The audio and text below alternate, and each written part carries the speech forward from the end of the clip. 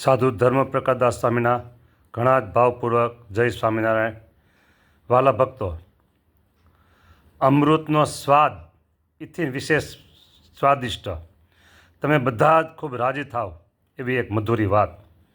વડતાલ ગાદીના ત્રીજા આચાર્ય, સનાતન ધર્મ ધુરંધર 1008 આચાર્ય શ્રી વિહારીલાલજી મહારાજ. વિહારીલાલજી મહારાજ રચિત શ્રી હરિલીલા અમૃતમ ભાગ છે બીજો, અને આજ્ઞા છે સનાતન ધર્મ ધુરંધર આચાર્ય શ્રી નરેન્દ્ર પ્રસાદજી મહારાજ. આ પુસ્તક ગ્રંથ પ્રકાશિત થયું છે સ્વામિનારાયણ મંદિર વડતાલ. હરિલીલામૃત બરાબર, અને કળશ છે 8 અને વિશ્રામ છે 30.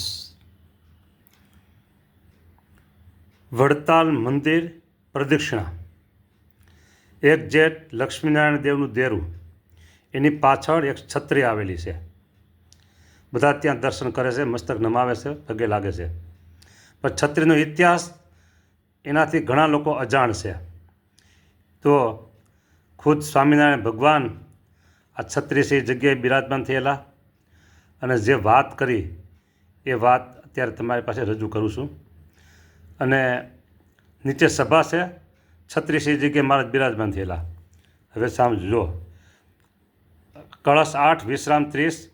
શિલ્પીજનોને શિરપાવ દઈને પ્રાસાદથી પશ્ચિમ પાસ જઈને, પ્રાસાદ એટલે મંદિર, મંદિરથી પશ્ચિમ પાછળના ભાગમાં, હે ભૂપ જ્યાં છે શુભ છત્રી આજ, ત્યાં બિરાજા વૃષવંશ રાજ. વૃષવંશ રાજ એટલે સ્વામિનારાયણ ભગવાન ત્યાં બિરાજમાન થયા.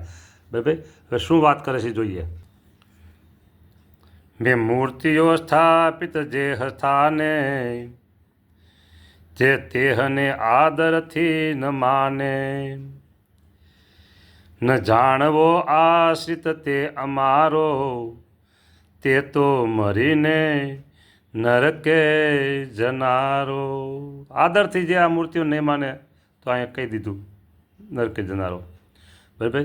ત્યાર પછી કહે છે, પ્રત્યેક માસે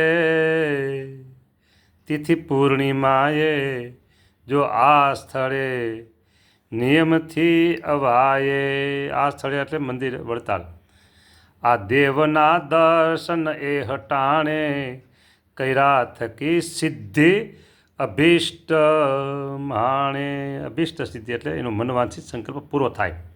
જે કંઈ એના સંકલ્પ હોય છે, ઈચ્છા હોય છે, બરાબર, એ બધા એના પૂરા થશે. દર મહિનાની પૂનમે નિયમથી આવે એની માટે વાત છે. સંપ્રદાયના ગ્રંથોમાં વડતાલ સિવાય અન્ય મંદિરોની ક્યાંય આજ્ઞા હોય એ મારા જાણવા આવી નથી, પણ વડતાલની આજ્ઞા સ્વામિનારાયણ ભગવાને ખુદ કરેલી છે, અને હરિલીલા મૂર્તિનું સાક્ષી છે. એટલે કેટલી વાત આવી? પહેલી વાત આવી છત્રીની, બીજી વાત આવી આ મૂર્તિઓ છે એનું આદરથી માનવાની, ત્રીજી વાત આવી પ્રત્યેક માસે એટલે કે પૂર્ણિમાએ આવવાનું, ચોથી વાત છે બરાબર, જો કોઈ શ્રી ભાગવતાદિ કેરા, ભાગવત આદિ શાસ્ત્રના પાઠ કરાવશે પાઠ અહીં ગણેરા. ભાગવત આદિ એટલે સત્સંગી જીવન પણ આવે, વચનામૃત આવે, હરિલીલા કલ્પતરુ આવે, ભક્ત ચિંતામણી આવે, કોઈ પણ. ત્યાર પછીની વાત, જપાવશે જો મુજ મંત્ર જાપ. સ્વામિનારાયણ મંત્ર જાપ અહીંયા બ્રાહ્મણો પાસે જો કરાવશે, બરાબર, મુજ મંત્ર જાપ એટલે મહારાજના મંત્રના જાપ જપાવશે, સ્વામિનારાયણ મંત્ર જાપ જપાવશે. હા, મંત્ર જાપ જપાવશે તો તેને ફળશે અમાપ. અમાપ ફળો માપી ન શકાય. કેટલું ફળ મળશે એ માપી ન શકાય. મંત્ર જાપથી આટલું મોટું ફળ મળે છે. કોઈ બ્રાહ્મણને રાખી અને જાપ જપાવો, એને કહેવાનું કે મારે રોજ આટલા જાપ જપવાના, અથવા એમ કહી દેવાનું કે મારે આટલા લાખ આટલા કરોડ જાપ જપાવવા છે, તમે જાપો, અને જે થાય દક્ષિણા તમારી બ્રાહ્મણને ભૂદેવને આપવાની. હા, તો તમારું કામ સદ્ય થઈ જાય, અમાપ ફળ મળશે. પછી ત્યાર પછી જો દ્વાદશી એટલે એકાદશી હોય, પછી દ્વાદશી 12, દ્વાદશી આદિ તણે દહાડે સુસંતને કે દ્વિજને જમાડે. સો સંત કીધું હો, હા જમાડો ને લેખે લાગે એમ. સો સંતને કે દ્વિજને જમાડે, બરાબર, ત્યાં જમાડે. અને સુપાત્રને દાન કદાપી દેશે, કોઈ અથવા તો કોઈ સુપાત્રને દાન દે, બ્રાહ્મણોને દાન દેશે. તે તો જો સાંભળો જો, તે તો શું કીધું કે મનોવાંછિત અર્થ લેશે, મનોવાંછિત અર્થ તે લેશે. આટલો મોટો મહિમા આ વડતાલ ધામ મંદિરના એ પરિસરનો કીધો છે. જો સંસારીને અનેક પ્રકારની વિટંબણાઓ હોય છે, બરાબર.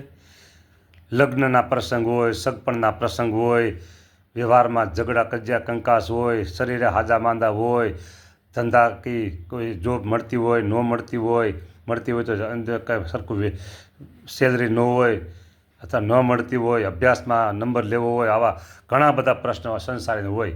એક કાર્યની તમારે સિદ્ધિ કરવી હોય, તમારા મનના સંકલ્પને પૂરા કરવા હોય, ઈચ્છાઓ જે છે એ તમારે પૂરી કરવી હોય, તો એમ કીધું સ્વામિનારાયણ ભગવાને વડતાલ મંદિરમાં પ્રતિષ્ઠા થઈ અને ત્યાર પછી પદીક્ષા મહારાજ બિરાજમાન થઈ અને આ વાત તમે જે આગળ સાંભળીને એ વાત સ્વામિનારાયણ ભગવાને ત્યાં કરી છે.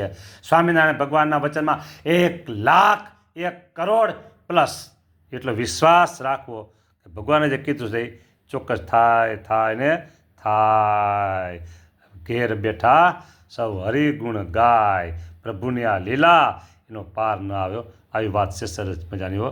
તો વાલા ભક્તો, મહારાજે કીધું છે એ પ્રમાણે તમારા ઈચ્છિત મનોરથ માટે જે કાંઈ કરવું એ કરી શકો છો. જય સ્વામિનારાયણ. વિશેષ તમારે કાંઈ જાણવું કરવું હોય તો 98,797,82,894 આ કાર્ડમાં પણ નંબર છે, જોઈ લો, બરાબર. અને અમારો સંપર્ક તમે સાધી શકો છો. વચ્ચે મારી દલાલી કાંઈ નથી. હું તો તમારા માટે સુખ માટે કહું છું કે પછી તમે એવું હમતાની વેશમાં સામીને કંઈ જો મારું કાંઈ નથી જોતું. મને દેનારા મારા ભગવાન ઈશ્વર સ્વામિનારાયણ ભગવાન છે. તમારી પાસે કાંઈ નથી લેવું. મારે પરોપકાર પરમાર્થ અર્થે આવ્યા, નિજ સ્વાર્થ નહીં લેવા લેશ, એવા થકા ભમ્યા ભૂમિમાં આપે જીવને સારો ઉપદેશ. આ વાત છે અમારી. હવે બીજી વાત તમારી, આ વિડીયો ક્યાંય સ્થિર થવા દેશો નહીં. આગળ ને આગળ ને આગળ ને આગળ મોકલતા રહેજો. જય સ્વામિનારાયણ.